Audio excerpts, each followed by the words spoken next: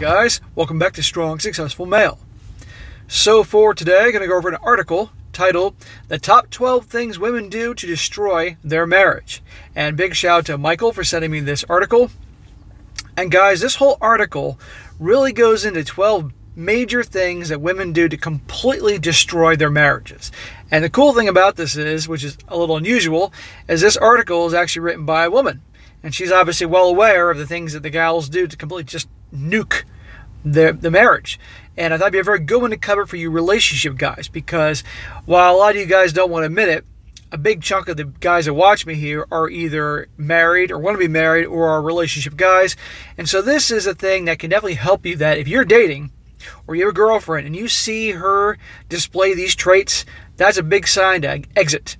Because if she's displaying these traits, that's pretty much going to be your marriage, and the odds are it's not going to work out. And as I'm sure many of you are aware, that the majority of marriages don't work out, particularly here in the United States. So that'll be a very good one. Now, this article is pretty long. So this is a long video. So I'm going to get right to the point and get into this. I'm going to have minimal commentary, because pretty much the explanations that she talks about pretty much hits the nail right on the head. And again, this is not going to be the usual crazy entertaining type of stories I do most of the time, but this is definitely something that will help guys out. So starts off, she says, how women hurt their husbands. While both husband and wife should take responsibility for their part in a marriage, below are 12 mistakes common to women which can completely destroy a marriage. When women exercise the following behaviors, it can create a hostile environment where no one feels safe or comfortable. It is important to remember that the main goal of marriage can be a peaceful and joyful partnership. Okay, in what alternate reality does that happen? Let's be honest here. If life is stressful, then work on changing your perception and start making positive changes in your life. You can't change your husband, but you can change yourself. That would mean taking accountability for doing something wrong, and we all know about accountability, but okay. We can be hopeful here. You can see peace instead of stress. You are only one thought away from a peaceful life. If you feel unhappy, seek the things that will fill you in life. Choose to be happy, and remember, the only person you can change is yourself. Now, obviously, she's addressing women to not screw up their marriage, but I'm using this, guys, as a way to, if women are doing these things in your relationship, get out. So number one, it says, using words to hurt, maim, and destroy your marriage. Women are adept at brandishing the sharpest words in order to shame, demean, and belittle their man. Well, no shit. On average, a woman speaks about 20,000 words each day compared to only 7,000 words a day spoken by a man. Women are gifted communicators and know exactly how to use their words as poison to destroy or as a balm to heal. Words are like toothpaste. Once they're out, there is no getting them back in. Regardless of how sorry you are afterward, the damage has been done. All the sorries in the world will never take back the sting of your angry words. I'm sure many of you guys have been in fights with women, girlfriends, wives in your life, and you know when they get fired up, the stuff that some of them can say, oh my God, it's vicious. Once you unleash an angry barrage on your hapless husband, you begin to destroy his heart and soul. Over the years, this type of constant verbal abuse can wear on your husband and make him unresponsive and less communicative. Well, that's when the guy should have gotten out of there a long time ago, or stood his ground, not taking her shit. But a lot of guys nowadays don't do that. Rather than use your words as a weapon to destroy, use them as a healing balm to comfort, encourage, and uplift your husband. As Grandma always used to say, if you can't say something nice, then don't say anything at all. Shout out to the grandmas. Number two, here's a good one. Having unrealistic expectations. Seeking fulfillment from your spouse and then projecting your unhappy onto him when he doesn't measure up will quickly destroy your marriage. If you feel unhappy, first examine reality. Expecting your spouse to make you happy is unrealistic. You can only make yourself happy. Exactly. And also, guys, only you guys can make yourself happy. But then again, when it comes to the gals, good luck to them ever being happy. Imagine if you could only have one friend for your entire life. Would that work for you? Most women have several friends who fill several roles. We have a friend with whom we like to go shopping. One friend likes to work out with us. One friend leads a Bible study. One friend loves to have a coffee on Wednesday mornings. Each person in your life fulfills a different and important role. None is more important, they are just different. If you expect your husband to complete you and bring you eternal happiness, not only are you setting him up for failure, but you're also setting yourself up for disappointment. No guy is going to have all the qualities that's going to make a woman happy. ever. And let's be honest here, even a gal's not going to have everything that's going to make a guy happy. We all, men and women, have to do things to make ourselves happy first. End of story. She says, rather than look onto one person to fulfill your every need, try expanding your circle of influence to include a variety of people who fill your life with different blessings. Find the value and benefit of every friendship to different areas of your life. Most of all, look to yourself. Find ways to feel, compete, and happy with who you are as a person. Seek to find your own happiness within yourself. Then, rather than look to someone else to complete you, find ways to complement each other's lives. You will feel more complete and fulfilled when you enjoy a variety of friends and relationships. Number 3, using sarcastic and critical statements, gestures, and facial expressions. In other words, her being mean to you and giving you shit and criticizing everything. Not good. Guys, if you're in a relationship and she expects you if she does this all the time and everything else I've mentioned so far, then these are big bad signs. This is quick and easy to show your husband that you don't respect him or his opinion. Men can be overwhelmed by the barrage of criticism coming at them. The result is they shut down, withdraw, and seek kindness and approval elsewhere. Have you ever experienced someone discounting what you have to say without actually listening to you? When you're critical or sarcastic with your husband, he feels attacked or unvalued. Instead of listening, you dismiss him and make him feel like a child. So many women talk down to their men, and it's unbelievable that men allow this to happen. Okay, they don't check them or stand up for themselves, but these guys are obviously weak, or they're so worn down they've become weak. So guys, you can't ever act that way. And if she's always belittling you and talking down to you and discounting everything you say and all that, bad sign. What is with the sirens? Honest to God. Listen to him without adding your 2 cents worth. If you'd like to ask questions, wait until he stops talking. Don't interrupt with a story about how the dog threw up on the carpet. Let him have a few minutes to be the center of your attention. And if you absolutely must get dinner made, invite him to join you in the kitchen. Tell him what you would like to hear about the rest of his day and mean it.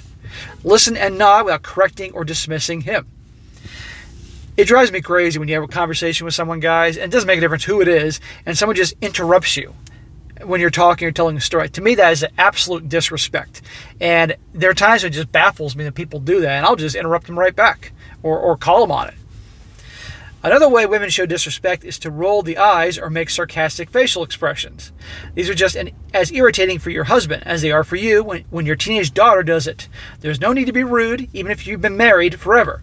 It is important to give him your attention, to look at him and to listen, than is to roll your eyes or shake your head in exasperation. You are trying to build a bond, not destroy the man you love. The man you love, a lot of these marriages, there's no love. It's sad, but that's the reality. One of the many reasons why I don't encourage marriage in the 2020s. She says, instead of ignoring him, rolling your eyes, and making exasperated faces, try listening to your husband as you would a friend, without commenting. Look at him, nod, and pay attention. It only takes a moment and will build his confidence in your relationship. Number 4, criticizing, belittling, and making fun of him to your friends and family. Yeah, I mean, it's like, why are you married to the guy if you're actually really making fun of him in front of your friends and family? I mean, talk about disrespect, but a lot of women do this. When you criticize and belittle your husband, you're not only diminishing your husband in your own eyes, but also poison the closest to you. You force them to take sides, and of course they choose your side because they want to be loyal to you. Your friends and family don't live at your house. They don't see what goes on day after day. They don't see the good things your husband does. The only view they get of your husband is the one that you present to them. If you're constantly bad-mouthing and belittling him, then they will view him as a bad partner for you. Unless that's what she wants. Let's think about that. After you speak badly about him, your friends and family will never look at your husband the same way again. Even when you get over your tirade and everything is great at home, they will still be mad at him. Your friends and family members want to protect you from danger and harm. If you're constantly referring to your husband in a negative light, then they want to protect you and your children from this monster you married, even if he really isn't a monster. Yeah, I mean, I've heard stories about these wives are pissed off and miserable, and the picture they paint of him to their friends and coworkers and family, it's absurd. When you speak poorly of your spouse, your close friends and friendships will remain irreparably altered against your husband. In time, this can destroy your marriage. He will never understand why your friends don't like him and why your mother is mean to him. Rather than trying to make excuses, don't start down that path. When you speak to your husband, use uplifting and encouraging words. If he's acting like a jerk, you don't need to gush about it to everyone you know.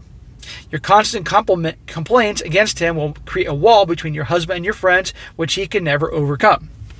If things are hard at home for a reason, you don't have to share it with everyone you know.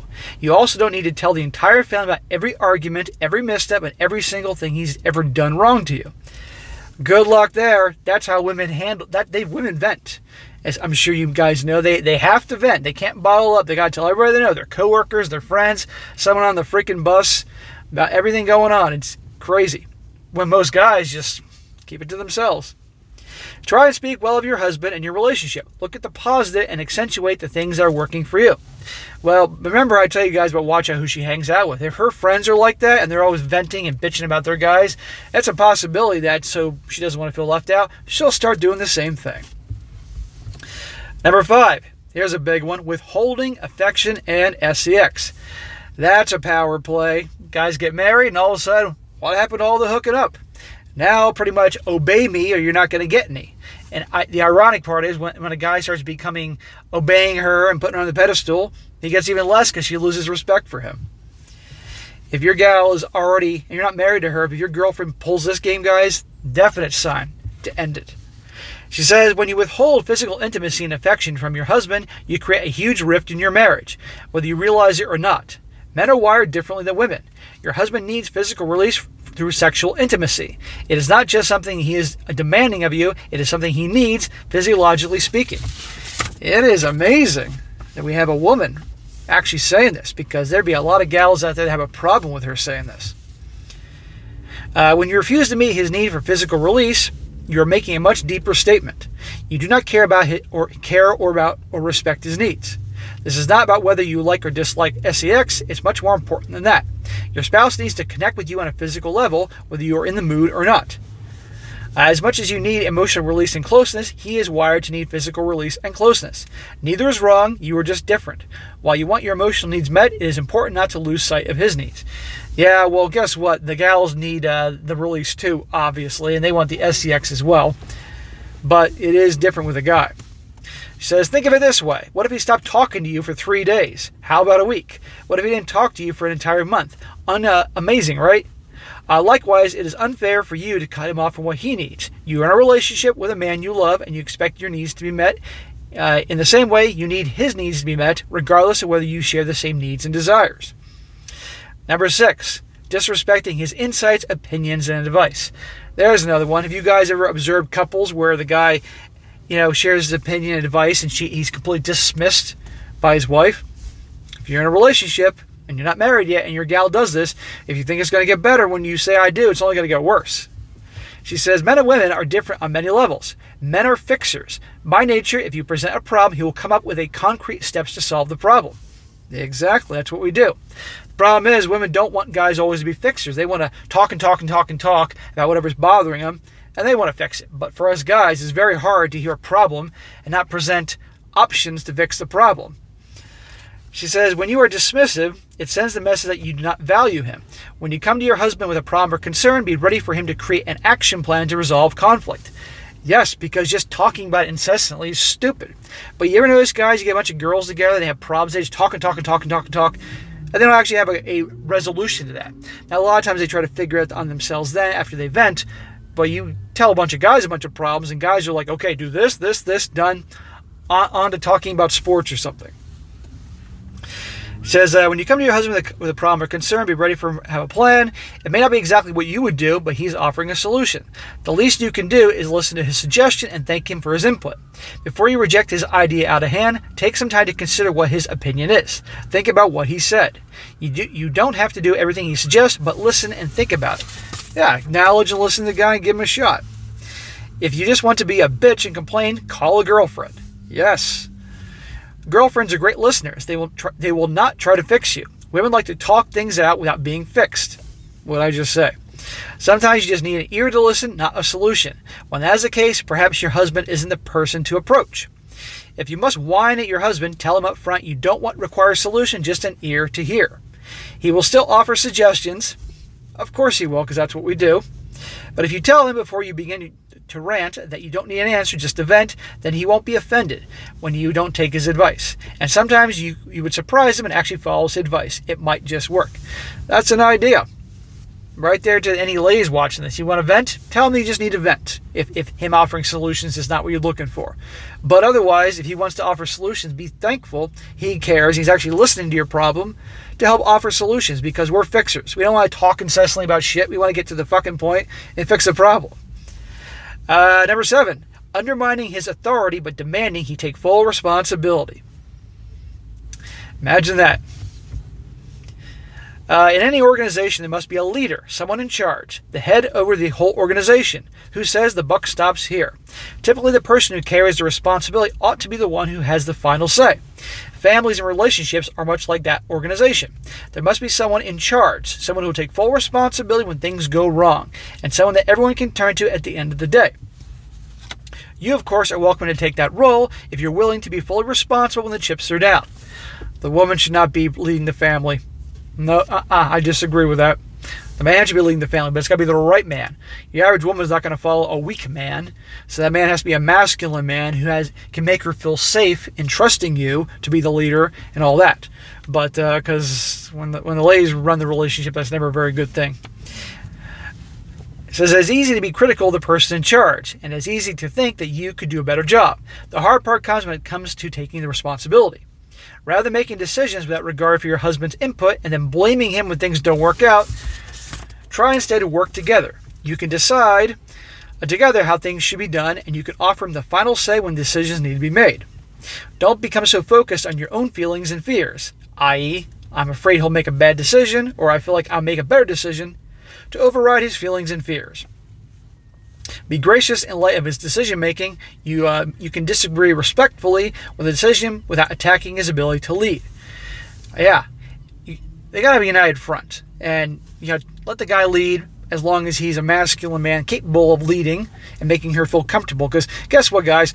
Newsflash, if a woman doesn't feel comfortable with you and safe and trust you at all and trust your leadership skills, she's not going to be happy having you lead. So you got to obviously demonstrate your actions to do that. But when you do, she needs to obviously support you and not undermine you in front of other people or the kids or family members or something like that. It says here, someone has to be in charge. This doesn't mean the other person matters less or of lesser value.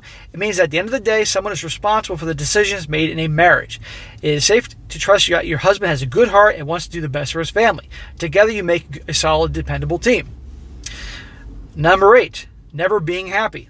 One of these types. One of these gals that's always miserable and complaining and bitching about something. If you're in a relationship, guys, and your gal is just always crabby, can't make her happy, always bitching about something, get out of there. One of the quickest ways to destroy your marriage is to spend all your time acting miserable and unhappy. Oh, I've witnessed this in my life. The goal of marriage should be peaceful and a joyful partnership. It is to this end that you have the obligation to be happy. If the goal is to be happily married, it is up to you to exercise self-control. Only you can make yourself happy. If you believe that your happiness comes from other people having things or external circumstances, then you will never be happy. Correct. There are a lot of people out there that think that if I get this new item, I get a lot goes both ways, men and women. There are guys who are like, if I get that new car, then I'll be happy. They get that new car, they're not happy. If I go out to dinner every week, twice a week, then I'll be happy. They're not happy. If I hang out with all these friends, then I'll be happy. They're not happy. Same thing goes with women. If I got that new pair of shoes, that new Coach handbag, or whatever the hell they are, go on vacation here, travel the world, blah, blah, blah, then I'll be happy. And they're not happy. You got to find ways to make yourself happy in your own life, not through external things or things like, or making other people making you happy. Problem is, a lot of people don't realize that. It says, you are in charge of your happiness. It is a decision. You can choose to be miserable, unhappy grouch, or you can suck it up, pull on your boots on, and show up in your marriage as the person you like to be. There is no need to express every anger, bitter, or resentful thought. Everybody gets pissed off, frustrated, and irritated. There isn't anyone to blame. You are choosing to respond to your circumstances with that attitude. You can choose a different path. By owning your own problems, you can take responsibility for your own happiness. Taking responsibility, ha ha ha. Each day, work on bringing your best self into the relationship, regardless of what happens. You are the only one thought away from peace. Remind yourself every day, I can see peace instead of this, and then work to see the peace that is available to you. Or, unfortunately, a gal in this situation, or a guy, go both ways, some people aren't happy unless they're miserable. And that also is a big warning sign, guys. If she's always miserable and crabby or something like that, and when you first started dating, she put on the show of being happy and cool, and now she's a crab ass, can't make her happy. If you think that she's going to be happier when you get married and put a ring on her finger, I got news for you. Number 9, demoralizing him and crushing his spirit. How many guys out there that are married, you guys have observed, are walking around and they're like zombies? They look like their soul has been ripped out. Where do you think that came from? If asked, most men believe their wives to be more moral and spiritual than themselves. Often the wife agrees. She does not see herself as sinful or wrong. She feels her greatest sins lie in being deeply disappointed by her husband's failures and her children's shortcomings. Oh my God. Beyond this, wives typically admit to bad behavior and attitudes but attribute it to hormones, chemical imbalances, and dysfunctional childhood. They may admit to that bad behavior, but they're not taking accountability for that. So right here, hormones, chemical imbalances, and dysfunctional children, or alcohol. Woe to the husband who dares suggest that his lovely bride could use improvement in some aspects of her life. Labeled a heartless, uncaring, unrighteous lout, he is silenced by an angered, wounded wife, cloaked in self-righteous indignation. She then feels perfectly justified in attacking every flaw, magnifying every misstep, and pointing out every failure until he feels ashamed for living. How many of you guys have been in relationships, unfortunately, where you get in a fight with your girlfriend, or if you're married, your wife, and she's mad, and she then points out everything you've done wrong for the duration of your relationship. You forgot to take out the trash one Tuesday on garbage day, and the stuff was sitting there stinking in the hot summer for a week. Oh, she brings that up, even though that was 25 years ago. You get my point? That ain't cool. We generally don't do that, and they shouldn't do that. And if she's that type, guys, nope, ain't gonna work. You're not your husband's Holy Spirit. Stop trying to correct every little flaw you perceive in his character, and you set about removing the blinding plank from your own eye. It is not your job to point out everything he's ever done, said, or thought that was wrong. He is well aware of his failures, and when you point them out, the weakness becomes even greater in his mind. He feels like he has failed you. She's hit the nail on the head with a lot of these things, guys. That's why I'm doing this video. It's not going to be I guarantee you it's not going to be a 50,000 view video in 2 days, but let me tell you, it will help out guys that do relationships. And I'm surprised this is from the perspective of the woman. Now, she's doing this, obviously, addressing women so they don't script their marriages, but I'm using this as a way for guys to see, what to avoid. She says, of course, everyone makes mistakes. You can build him up and tear him down. The choice belongs entirely to you. Rather than ride him for his wrongs, you can choose to lift him up and encourage him. Focus on the things he does well and support him in his desire to improve his life. You can make or break your husband based entirely on your own attitude. Well, I want everybody to be their own man and not let anybody able to impact them and break them down. But if your gal isn't supporting you, whatever it is you want to do, your goals, your ambitions, trying to build yourself up, if she's not trying to build you up along the way, you have no business being with her. Number 10, picking the wrong man. Now, this is less about what to watch out for, but more obviously addressing the women. But I will read this anyway because it's good. She says, you repeat the pattern again and again. You meet a man, you like him, and you start dating. Then you begin to notice the tiny flaws, the chinks in his armor. He yells, just like your dad did. He drinks and becomes abusive. He's mean to your kids. It's okay, you tell yourself. I'll fix him after we get married. You ain't going to fix anybody. Stop right there. There's no fixing it. The bad boy will always be a bad boy. The alcoholic will always be an alcoholic. The cheat, liar, the abuser, they will not change. No matter how much you love him or how hard you work to make everything perfect. You cannot love someone enough to change them. You can only love people where they are. Correct. A lot of these gals, they go for these guys that fixer-uppers, if you will, bad boys or whatever. Good luck doing that. And the same thing for guys. They date women they think that will be better, they can make better or something like that, or she'll change with me. No, she won't. The man you date will be the same man after you're married. Inherently kind, he'll still be kind. Addicted to porn, he'll still be addicted. You cannot change the basic nature of other people. You cannot love them into changing. You cannot nag or pout or complain them into changing. If the relationship feels unhealthy during dating, getting married will not fix it. Absolutely. He will not magically become more responsible, more reliable, or more loving after you marry him. If you want a good husband, find a good man, date him, and marry him. And that can be applied, guys, to the gals. Again, if you see a girl and you think she's hot and all that, but she's got some issues, don't think you're going to be the one to fix her. If she's got red flags, she's always going to have red flags. If you're a relationship guy, find the ones that are, as best can be, have their shit together. Number 11, focusing on work over the marriage. This is involving a gal who makes her career her purpose, not you.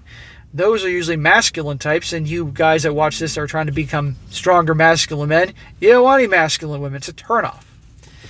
Says it can be easy to fall into the trap of spending too much time at work and not enough time at home. The neglect can have a negative impact on a marriage. This focuses on success at work is a hazard for both men and women.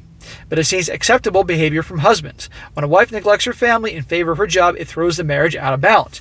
Yes, because feminine energy, traditional conservative women, they make relationships their purpose, while masculine men, traditionally masculine, make their goals and conquering things in the world their purpose, okay? When you have a woman that's out there conquering the world and a man making relationship his purpose, everything's out of whack. He's embracing his feminine side, she's embracing her masculine side. Now, there are types that a man acting feminine, a woman acting masculine, they actually can connect, but there's still a turnoff there. But get two dudes, get a man and a woman who are both chasing their purpose, not going to work. So you want a gal for your relationship, guys, that actually the relationship and the bonding and all that, that's the top priority. That's what you want. It says, while it's hard to find a proper balance between work and home life, focusing on your marriage is still important. Your husband wants to spend time with you, and depriving him of that time so you can focus on your work will cause some friction and resentment. He begins to feel like you don't value his contribution or spend time with him, and might also fear that you don't want to be married. If you don't give the time of day to your husband and the two of you never see each other due to work commitments, your marriage will be on the rocks very quickly. Many women fall into the trap because they want to focus on bettering their careers. It can be hard to make the time for your husband when you are working at a full-time job. But if you're serious about maintaining your marriage, you'll have to make a way to make it work. Now, this woman writing this is obviously old school, and she's conservative and traditional, because what she's saying here would make the feminists lose their frickin' minds. He says, try to spend time in the evening focusing on connecting to your husband. Listen to him, look at him, ask questions about his day. Make a point, even after a long day, of creating a physical connection between the two of you. A long hug, a sincere kiss, or a playful pat will help restore the marriage for both of you. Or how about some crazy fucking? That will help too. So guys, you want a gal that's not going to be obsessed with her career, and you are a second tier to that. And last but not least, the thing that women do to script their marriages, number 12, cheating. The best for last. Well, it's the worst for last, but it's the most important thing. Cheating. I think this goes without saying, but if you cheat on your husband, you will ruin your marriage. There are some lines that cannot be crossed, and that is one of them. Infidelity is a big deal breaker, and your husband will not be able to forgive you for such an act. Damn right. This behavior is unacceptable for either party. If you feel drawn to another person, examine your own motives. What are you searching for that you do not get from your husband? Rather than cheat on your partner, examine what you are lacking and seek to heal that, then divide. Yes, I agree with that part, but sadly, a lot fall into that temptation. And when we live in a world now where it's almost encouraged that gals can't be strong and empowered unless not only are they riding the carousel, but also when they're with a good man. So, guys, all those things there in this video, right there. If your girlfriend's doing those things, these traits, walk away. It's not going to work. It's not going to work if you decide to put a ring on her finger. It will get worse. And the dude that sent this to me, Michael, he mentioned in his email he's been married twice, and his exes pretty much displayed all these traits. Hence, they're his exes. So this guy would know. He's a little older, I believe. So there you go, guys. She wrote this obviously to help out women. That's what it turned out to be, to not screw up their marriages. And that's good. Good reason. However, it can be used to help you guys that these traits, to make sure if your girl has these traits, these negative traits, not a good way to go. So, long video, so I appreciate you guys sticking with me this, but I think we'll help out some of you guys to do relationships. All right, guys, that is it for today. Be sure to comment down below. Let me just think about this. If there's any other things on that list that she didn't mention, I'm sure there are plenty. I'm not thinking of them right now. I'm reading her thing. By all means, comment away. It will help other guys out. And be sure to like the video, share with your friends, and subscribe. And I'll catch you next time.